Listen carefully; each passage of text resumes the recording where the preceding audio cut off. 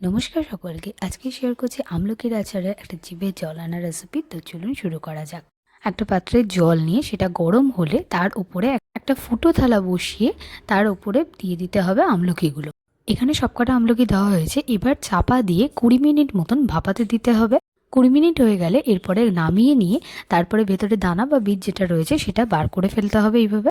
এবার আমলকিটা হালকা একটু ঠান্ডা হলে গ্রেট করে নিতে হবে।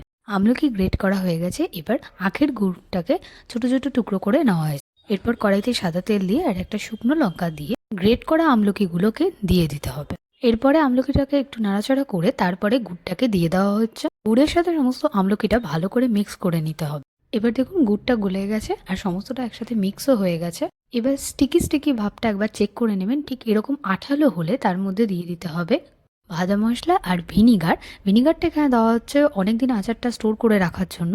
এটা দিলে আচার অনেকদিন পর্যন্ত খুব ভালো থাকবে।